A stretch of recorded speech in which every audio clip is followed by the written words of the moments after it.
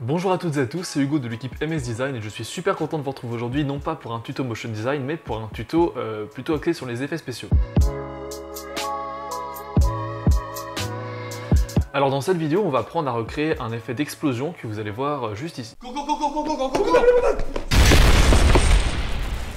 C'était quoi ça? Ça mon gars, c'est un putain de cours de droit.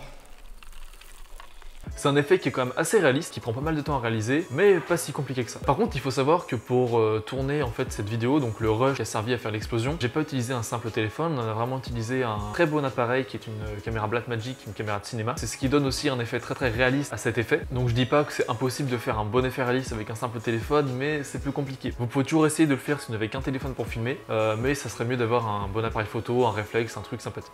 Donc bref, avant que la vidéo ne commence, je tiens particulièrement à remercier la petite équipe de tournage qui était là du coup pour tourner ce rush. Il était composé du coup l'équipe de Jubelus, c'est la personne qui a pris le son, de Olivier Wiosinski qui était le cadreur, Yanis Léger qui était le réalisateur et enfin Clément Taulois qui était l'acteur avec moi. Alors Jules il a une chaîne YouTube sur le son, la musique, pas mal de choses intéressantes. Vous pouvez aller voir dans la description, il y aura le lien. Yanis Léger c'est un fou d'audiovisuel, alors n'hésitez pas à aller voir son compte Facebook, il y a pas mal de choses en fait sur ce qu'il fait. Clément Taulois lui il fait du motion design, il a aussi une chaîne YouTube un peu comme MS Design, donc je vous invite à aller voir dans la description de la vidéo. Et enfin Olivier, il fait les Holyfish. Ça vous dit rien mais c'est pas grave. Parfait, alors maintenant ceci dit, on va aller à l'ordinateur et on va commencer à faire notre super effet réaliste.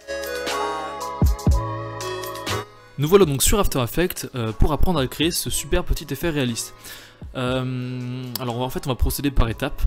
Premièrement, il va nous falloir importer les rushs. Donc une fois que vous avez importé les rushs, c'est ce qui va durer vraiment très peu de temps, vous aurez du coup votre rush de vous-même ou d'un de vos potes qui court tout simplement. Et vous aurez aussi le rush d'une explosion. Moi par exemple j'ai pris celle-ci, ainsi que des sparks, donc sparks c'est des étincelles, et de la fumée. Alors, étape 1, avant toute chose, c'est de faire un tracking. Vous voyez que la caméra, elle bouge en fait, vous voyez, elle bouge de gauche à droite à gauche, de haut en bas. Et il faudrait que, étant donné que ce n'est pas du coup un plan fixe, il faudrait que l'explosion ici puisse suivre le mouvement de la caméra. Vous voyez que si j'active que l'explosion, l'explosion en fait elle suit la position, elle bouge totalement, elle suit le mouvement de la caméra. Alors ça s'appelle un tracking et pour ce faire c'est vraiment super simple. Vous allez sur le rush que vous voulez traquer, en l'occurrence le rush où on court, et vous choisissez un endroit dans la vidéo qui est statique du coup, parce que vous voyez les personnages là ils sont pas statiques, ils vont courir de là-bas jusqu'à ici.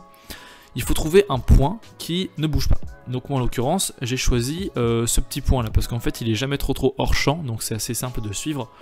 Vu que la caméra elle fait quand même un mouvement assez important, je peux me fixer à cet endroit là. Alors pour faire un tracking, vous allez ici dans suivi et vous cliquez sur suivi de mouvement.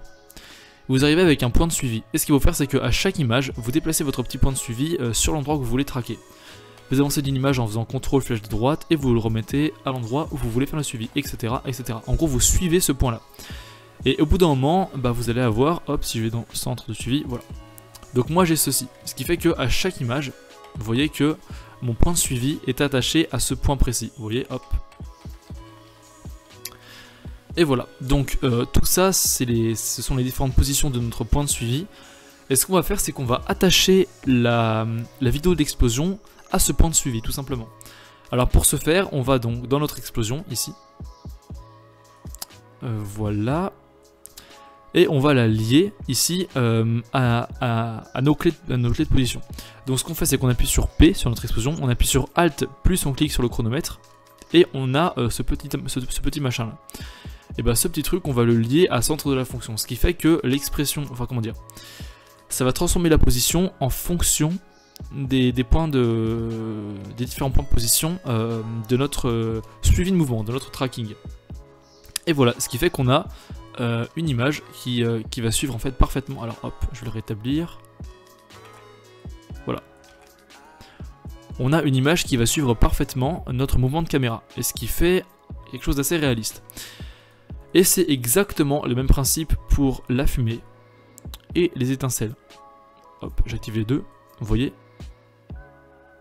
Voilà, c'est tout simple. Donc en gros ça nous fait ceci.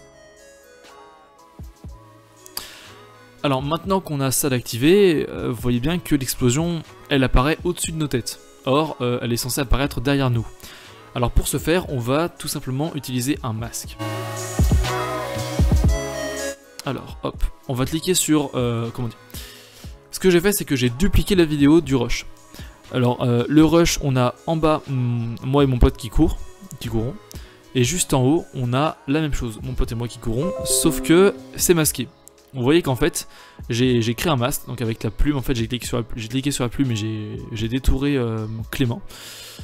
Et vous voyez qu'à chaque image, le masque détourne totalement Clément.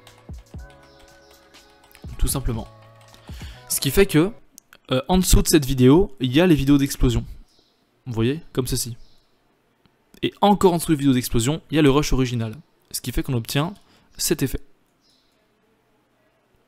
Voilà, c'est vraiment tout simple, hein. C'est un tracking et un masque. Voilà, il n'y a rien d'autre de plus, c'est vraiment extrêmement simple. Ça prend juste du temps si vous voulez le faire soigneusement. Mais voilà, si vous prenez bien votre temps et vous faites un truc propre, honnêtement, ça va avoir un effet excellent.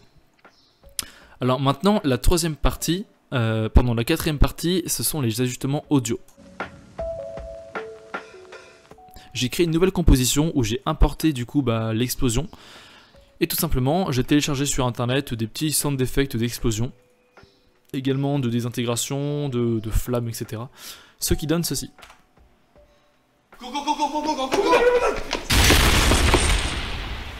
C'était quoi ça?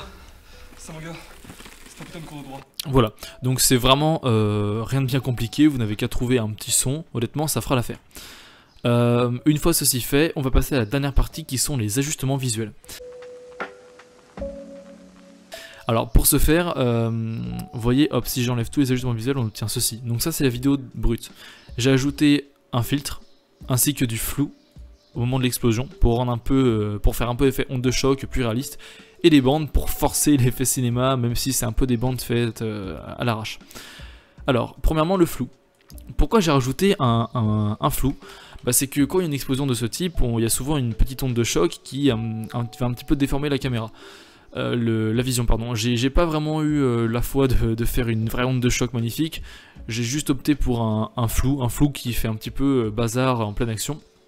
Alors ce flou c'est du flou directionnel, donc vous cherchez dans les effets, paramètres prédéfinis, flou directionnel, et vous allez le trouver. Et j'ai tout simplement animé à partir de là, le flou il est, voilà, il est à la valeur 25, ensuite il passe encore à la valeur 25, il passe à 35, et après il retombe à 5, voilà. Donc ça fait juste voilà, un gros effet de flou, de panique. Ensuite par-dessus j'ai rajouté des effets visuels, alors on appelle ça les looks. Pourquoi Looks? Parce que c'est avec le plugin Magic Bullet Looks, je vais vous montrer, voilà, c'est lui. Et en fait c'est un plugin qui permet de faire des filtres hyper facilement au lieu de s'embêter à manuellement aller dans contraste, à modifier le contraste, ensuite aller dans les courbes, modifier les courbes, ajouter les différents paramètres d'hétérochromatiques. Là on a juste à cliquer sur Edit, si ça veut bien s'allumer, et on a directement accès à plein de filtres déjà tout faits pour nous. On peut également les modifier ici, on peut également en créer nous-mêmes, donc voilà, c'est beaucoup plus rapide. Renseignez-vous, vous tapez Magic Bullet Looks tutoriel, c'est vraiment extrêmement simple à prendre en main. Et voilà, ou vous pouvez aussi le faire sans filtre, hein, directement manuellement, donc vous créez un calque d'effets, vous mettez du contraste et plein de choses différentes, ça peut faire l'affaire. Et enfin, hop, j'ai rajouté des bandes pour forcer l'effet cinéma, donc ça c'est rien de bien compliqué. J'ai créé un solide noir, j'ai créé un masque dessus rectangulaire que j'ai inversé, ce qui a donné ceci. Vous voyez que si je désinverse mon masque, alors M, ah je crois qu'en fait il n'est pas inversé. J'ai dit M, ouais non. Bon bah pour l'instant ça marche très bien. Donc voilà en gros ce qu'on obtient avec ce genre d'effet.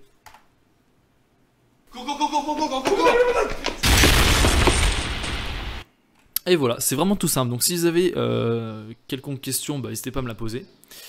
Mais voilà, donc ce tuto est terminé. Et bien voilà, alors ce tutoriel est terminé.